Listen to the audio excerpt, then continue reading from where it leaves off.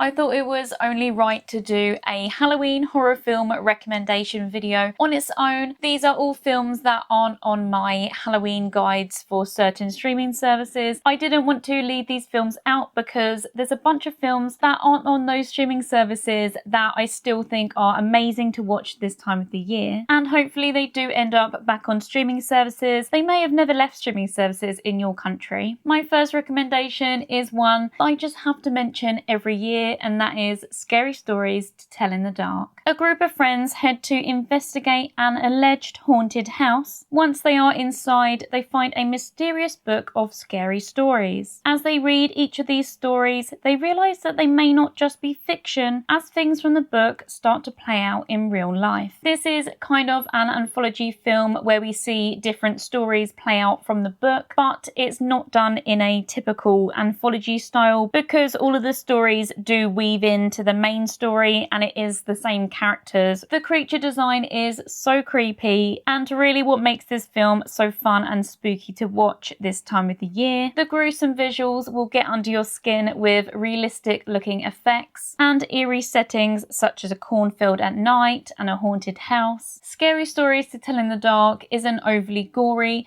The horror really lies within the scares of the creatures. I would say this is a film that could be enjoyed by everyone, not necessarily people who just love horror. It's a fun, light-hearted adventure film. My next recommendation I would say is a hidden gem, and that is the film Dark Harvest. Every Halloween, a sinister creature called Sawtooth Jack arises from the cornfields and into the town. The town's teenage boys must go out to hunt this creature before the end of the night.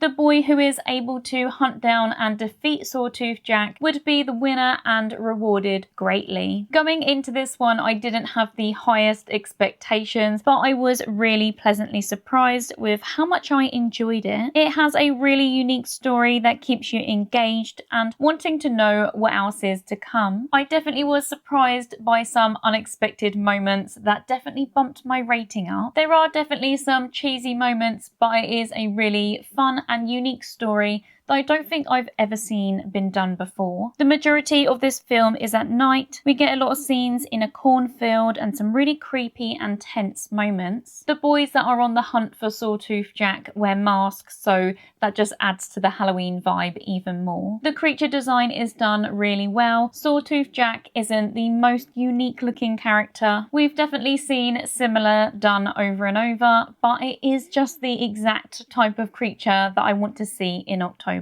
I really like horror films that surround an urban legend. It reminds me of some of my favourites like The Blair Witch Project and Butterfly Kisses. I do think this is quite an underrated film, so if you're going to choose anything on this list, then I would definitely say give this one a go. I don't think it gets all the love that it deserves. The next film is Trick or Treat. This is just a classic must watch every October. It just wouldn't be Halloween recommendations if I didn't mention this film once or twice. So Trick or Treat is an anthology film that is all set on Halloween. We see stories of nightmarish creatures, lots of trick-or-treaters, and even have to abide by a set of rules which, if not followed, a little pumpkin sack creature called Sam will come and claim you. These rules include always checking your candy and never blowing out a jack-o'-lantern before midnight, to name a few. The villain, Sam, that we see towards the end of the film quickly became a really popular and iconic horror villain. He is definitely one of the cuter horror villains and has a really fun and unique look that just screams Halloween. My next spooky recommendation is Cobweb. A young boy called Peter is struggling to sleep at night with terrifying noises coming from his bedroom walls. His parents insist that it is all in his imagination, but things progressively get worse with Peter's home life when the noises get worse and his parents start acting really strange. Cobweb quickly became one of my favourite Halloween horror films. It just has the most perfect atmosphere for this time of the year. Lots of pumpkins, some really creepy visuals, especially when night comes around, and a story that really gets under your skin. It keeps an unnerving tone throughout, but still feels fun and more on the light-hearted Halloween side. It has a very simple plot to follow. video. I think it's a great gateway into horror too, so maybe one to put on to watch with friends who are maybe wanting to get into horror or just watch something spooky because Halloween is coming up. It did let me down a little bit with the obvious CGI at the end. It lost a lot of creepiness by maybe showing a little bit too much, but saying that, I did still thoroughly enjoy this film for a really fun spooky watch. Next on my list is Lisa Frankenstein. Lisa is an outcasted girl struggling to fit in and feeling very alone. One night she accidentally reanimates the corpse of a Victorian teenage boy. Lisa is no longer alone, but her new friend ends up getting them into all sorts of bloody trouble. This definitely goes into the category of weird girl horror, which is one of my favourite categories. It's light-hearted with comedy, but also heavy on the teen drama and romance. We do also get some gore, but it's never too intense as it is done in more of a comedic tone. It's a coming-of-age story as we see this girl who once felt so alone finally have someone and be braver and bolder in getting what she wants. Lisa Frankenstein actually has the same director as Jennifer's Body,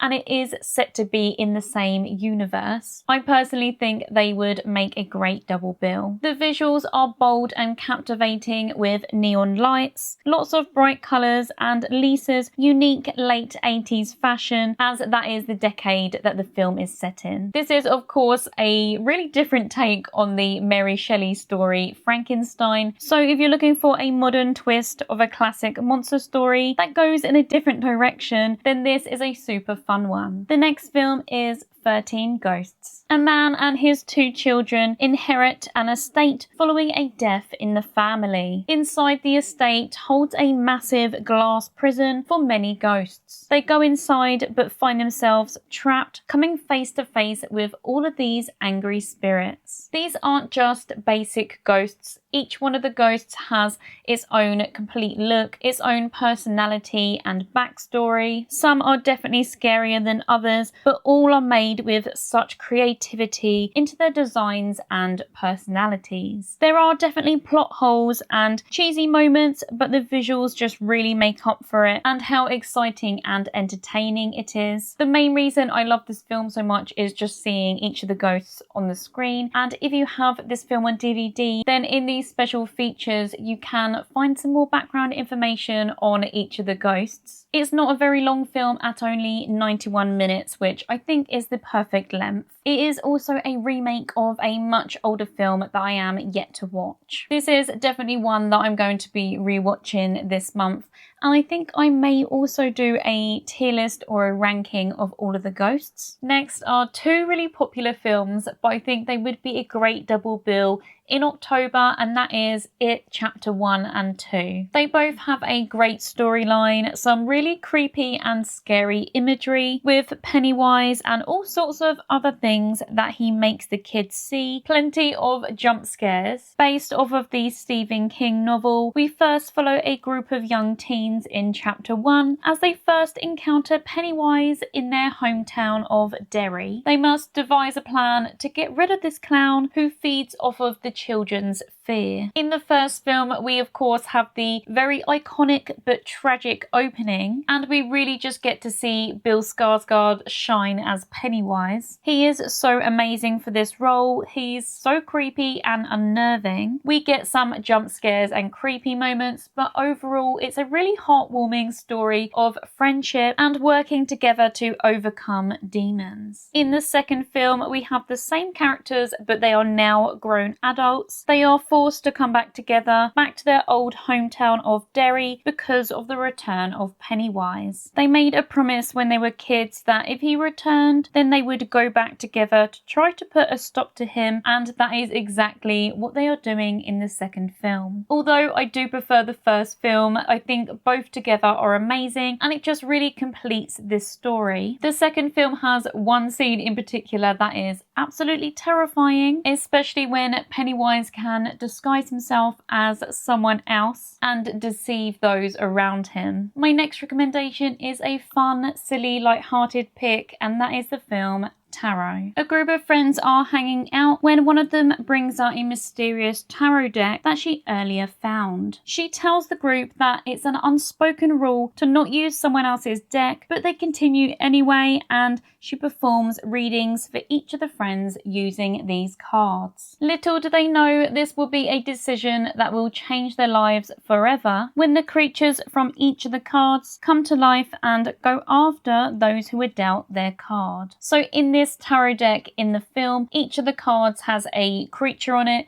They are quite sinister, nightmarish looking creatures. I think it's a really fun idea to have them all come to life because it means we get loads of different villains in one film, and does kind of remind me a little bit of 13 Ghosts, especially because of how much time has obviously gone into creating each of these creatures. It is a super cheesy film, but I honestly had a lot of fun with it. It's an easy popcorn horror with some terrifying visuals. You kind of have to go into this one knowing that it's just not too deep and is kind of one of those predictable, silly films. The characters may get on your nerves and make some stupid decisions, but just enjoy it for what it is. The next film on my list is Clown. I just had to sneak in one more clown film. This one is definitely a lot darker than the others. Instead of it being a fun adventure film, it's much more of a downward spiral. An estate agent is running late for his son's birthday, and to top it all off, the clown cancelled at the last minute. It's a good job that he remembers finding an old clown suit in the loft of one of the homes that he's selling. He quickly grabs it, puts it on, and turns up at the party to entertain the kids. The party goes well, but after, he can't seem to get the costume off and realizes that it has bound itself to his skin. A terrifying transformation begins and the father starts to lose hope. I really like the concept of this plot. It's unique and takes the terrifying, creepy clown trope to a whole new level. This film progressively gets more and more stressful as it goes on, leaving you wondering how far it's really gonna go. So if you're looking for a darker, spooky film, then this is a good one to check out. And lastly, I think it would be a crime if I didn't mention the Halloween franchise. This is a given, but I just felt like it wouldn't be complete without me mentioning one of the films in this franchise, so I just thought I might as well just mention all of them as a whole. I have actually included some of these films in my other Halloween recommendation videos, but the whole franchise is perfect for this time of the year. In these films, we follow the villain Michael Myers, who stalks his victims around Halloween. He is a stealthy killer, which just makes him even more terrifying. There are a lot of films in this franchise, all but Halloween 3 have the villain of Myers. Let me know if you're planning on watching this franchise in October. I've already started my rewatch. I'm not even watching them in order. I'm just kind of watching whichever one I fancy. So far, I've rewatched Halloween H2O and Halloween Resurrection. I think next I'm going to rewatch the newer trilogy. If there are some other films that you feel like should have been on this list, then it may be because they're in another one of my Halloween horror film recommendation videos. I have actually done recommendation videos for specific streaming services, so definitely check out those videos. As always, thank you so much for watching, and I'll see you again in another one very soon.